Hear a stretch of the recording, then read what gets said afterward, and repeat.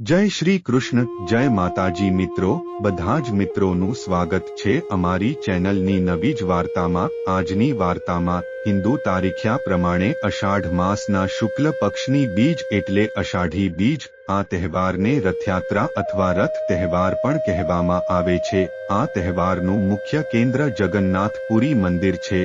જગન્નાથ મંદિર 4 હિન્દુ તીર્થ સ્થાનોમાંનું એક છે, જે 4 યાત્રાધામો તરીકે ઓળખાય છે, જે ઓડિશા રાજ્યમાં સ્થિત છે। ભગવાન જગન્નાથ ભગવાન વિષ્ણુનું એક સ્વરૂપ માનવામાં આવે છે અને વૈષ્ણવ ધર્મના અનુયાયીઓ દ્વારા પણ આદરણીય છે। જગન્નાથનો શાબ્દિક અર્થ બ્રહ્માંડનો ભગવાન છે, જેની અપેક્ષા કોઈના જીવનકાળ દરમિયાન થવાની છે। ભગવાન જગન્નાથની પૂજા તેમના ભાઈ બલભદ્ર અને તેમની બહેન દેવી સુભદ્રા સાથે કરવામાં આવે છે। કહેવાય છે કે એક વાર ભગવાન કૃષ્ણ તેમના ભાઈ ભગવાન બલરામ સાથે દ્વારકાની બહાર ગયા હતા, ત્યારે કૃષ્ણ ભગવાનની 16,108 રાણીઓએ રોહિણી માતાને એટલે કે બલરામની માતાને પૂછ્યું કે અમે કૃષ્ણ ભગવાનની આટલી સેવા કરીએ છીએ, છતાં કૃષ્ણ ભગવાન આખો દિવસ રાધાનું નામ કેમ લે છે? ત્યારે રોહિણી માતા બોલ્યા, જો કૃષ્ણ અને બલરામ રાજમહેલમાં ન પ્રવેશે તો હું કહું। રાણીઓએ વિચાર કરીને સુભદ્રાને દરવાજાની બહાર ધ્યાન રાખવા ઊભા રાખ્યા અને કહ્યું કે કોઈને અંદર પ્રવેશવા ન દેતા। પછી રોહિણી માતાએ કથા ચાલુ કરી। સુભદ્રા દરવાજા પર કાન રાખીને અંદરની કથા સાંભળવા લાગ્યા। ત્યારે કૃષ્ણ અને બલરામ પાછા આવ્યા તો એમણે જોયું કે સુભદ્રા દરવાજા પર કાન રાખીને ઊભા છે। કૃષ્ણ અને બલરામ રાજમહેલમાં પ્રવેશવા ગયા તો સુભદ્રાએ તેમને રોક્યા, તો કૃષ્ણ અને બલરામ સુભદ્રાની જેમ દરવાજા પર કાન રાખીને અંદરની કથા સાંભળવા લાગ્યા। ત્યારે અચાનક ભક્તિના ભાવને લીધે ત્રણેયના હાથ અને પગ સંકોચાવા માંડ્યા અને આંખો મોટી થવા માંડી। ત્યારે કૃષ્ણ ભગવાનને મળવા નારદ મુનિ દ્વારકા આવ્યા તો તેમણે જોયું કે કૃષ્ણ ભગવાનના હાથ અને પગ સંકોચાઈ ગયા હતા અને આંખો મોટી થઈ ગઈ હતી। નારદ મુનિએ કૃષ્ણ ભગવાનને કહ્યું કે તમારું આ રૂપ જગતને બતાવો, તો કૃષ્ણ ભગવાને નારદ મુનિને આ રૂપ ત્રેતાયુગમાં જગતને બતાવવાનું વચન આપ્યું। ભારતમાં મુખ્ય રથયાત્રા જગન્નાથપુરીની રથયાત્રા છે। આ ઉપરાંત અનેક શહેરોમાં આ જ દિવસે રથયાત્રાનું આયોજન કરવામાં આવે છે। ગુજરાતમાં અમદાવાદના જગન્નાથ મંદિરેથી નીકળતી રથયાત્રા ગુજરાતની સૌથી મોટી રથયાત્રા છે।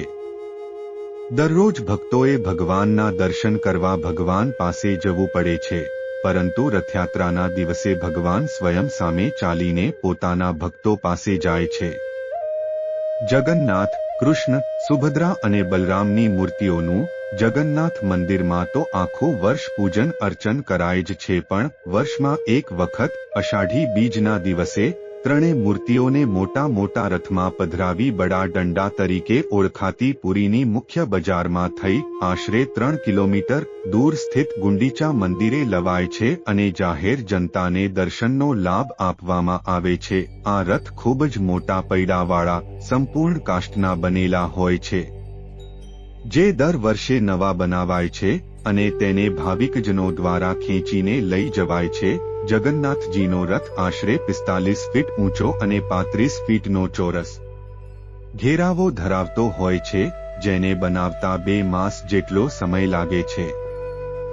મૂર્તિઓને જગન્નાથ મંદિરેથી રથમાં ગુંડીચા મંદિરે લઈ જવાય છે, જ્યાં તે 9 દિવસ સુધી રહે છે। તે પછી મૂર્તિઓ ફરી રથ પર બિરાજીને શ્રી મંદિરે પધારે છે, એને બહુડા યાત્રા કહે છે। આ પરત વેળાની યાત્રામાં ત્રણેય રથ મૌસીમા મંદિરે વિરામ લે છે અને ત્યાં ભાવિકો પોડાપીઠાનો પ્રસાદ લે છે। જગન્નાથની નરયાત્રા જે રથમાં નીકળે છે તેનું નામ નંદીઘોષ છે।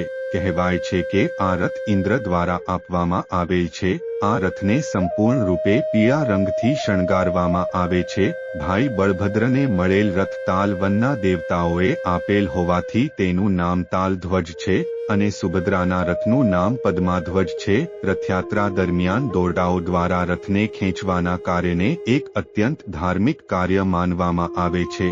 આ માન્યતા જ વિશ્વભરના લાખો પ્રવાસીઓને રથયાત્રા દરમિયાન આકર્ષે છે। અષાઢી બીજ એટલે કચ્છનું નવું વર્ષ. નવા વર્ષની ઉજવણીના ભાગરૂપે કચ્છની પહેલી રાજધાની લાખિયારવીરાને ખાસ શણગારવામાં આવ્યું હતું. કચ્છભરમાં નવ વર્ષના વધામણા કરવામાં આવે છે. અષાઢી બીજના દિવસે જ કેમ કચ્છનું નવું વર્ષ શરૂ થાય છે તેનો ઇતિહાસ પણ રસપ્રદ છે. 1605માં કચ્છના પ્રથમ મહારાજે તેની સ્થાપના કરી હતી.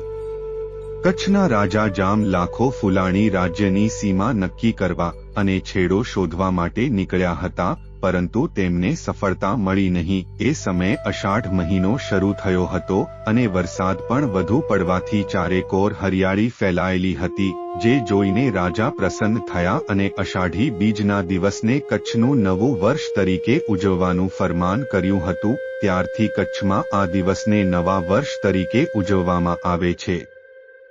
આશરે 860 વર્ષથી કચ્છી માડુઓ અષાઢી બીજના દિનને નવા વર્ષ તરીકે ધામધૂમથી ઉજવતા આવ્યા છે.